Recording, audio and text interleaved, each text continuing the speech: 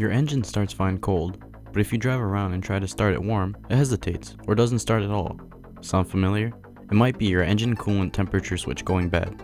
We'll go over what you'll need to get your 6.2 diesel roaring again. You want to do this when your engine is cold, but here's what you need. You're of course going to need the part. The new part number is shown here. If you Google ACDelco and the part number, you should be able to find it. Next, you'll need a socket wrench with a deep well 7/8 socket for the switch. You'll also need a socket wrench with a 9/16 socket for the battery terminals, as you'll need to disconnect those before you start. You might want to grab some more coolant, in case you lose too much. You'll want to use a 7/8 deep socket, because the part is too long for standard size sockets. You don't want to use an open end wrench, because that creates uneven force on the switch, which may break.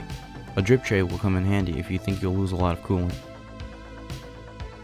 Let's take a look under the hood and see where the part is. Before you do anything, you're going to want to disconnect the batteries. This is the part that we're looking out for.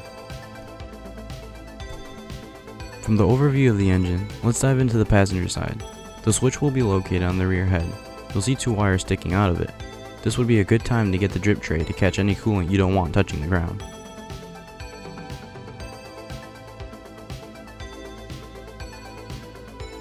This is the part. Go ahead and unplug it.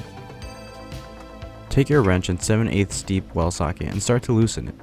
You'll want to have the new part handy, as coolant will start to pour out. I drained all my coolant, which is why you don't see any coming out. Grab the new switch and start to thread it in. Mine already had sealant on it, so it's ready to go in.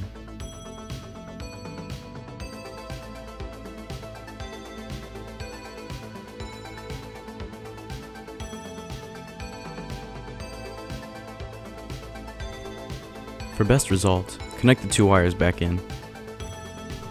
If you think you lost a lot of coolant, you're going to need to replace it.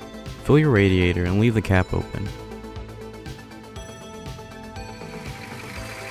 Go turn on your truck and wait for the coolant to rise so you can seal it with no air inside.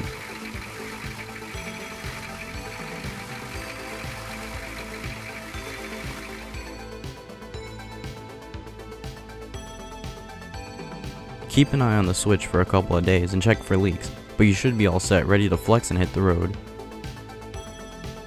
If you like the song used in this video, check out Beermont on SoundCloud at soundcloud.com/Beermont.